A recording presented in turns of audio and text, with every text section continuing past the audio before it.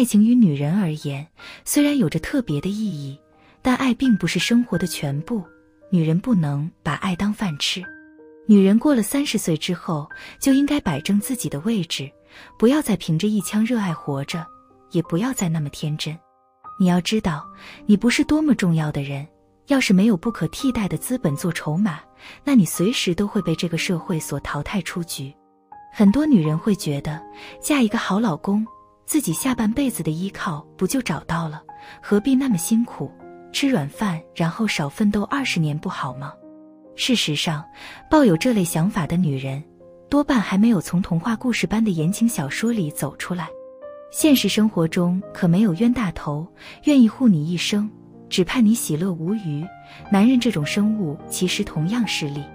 他们会在心中放一把秤，每次他为你花多少钱，付出了什么样的代价，他都会仔细计量清楚，以便有朝一日你们感情破裂了，要分道扬镳了，他好向你讨回那些他所谓的以物质做载体的真心。女人到了30岁，甚至是到了40岁，绝不应该把爱情亦或是婚姻当成是自己生活的重心。打击一个人最好的方法，就是去否认他所热衷以及爱好的事物。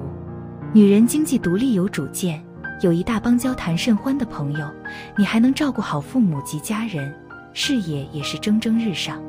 那你何必顾及那些过得不如你如意之人的狭隘想法？你喜欢就去追，不要在乎身后的闲言碎语。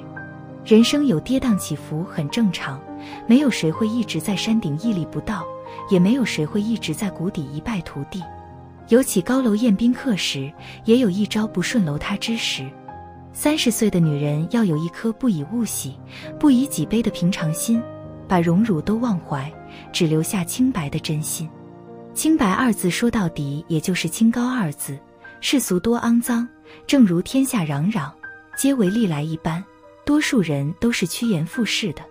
倘若哪天你真抱着这样的想法苟活于世了，那你离最终的精神的灭亡也就不远了。很多女人有所羁绊，她们会觉得她们对生活妥协，对金钱妥协，并非是出自于真心。因为人活一世，哪能想自由就自由，想独善其身就独善其身，在这样一个如万花筒般的五彩世界里待着，没理由不沾染上一点缤纷。有句俗语是条条大路通罗马，只看你愿不愿意，想不想要罢了，不必把没几两软骨头说的那样清新脱俗。讲得更直接难听一点，30岁的女人要是自甘堕落，不求上进，那势必也会迎来最终不幸的结局。总之，女人30岁之后，最好的生活方式，其实就是忠诚于自己。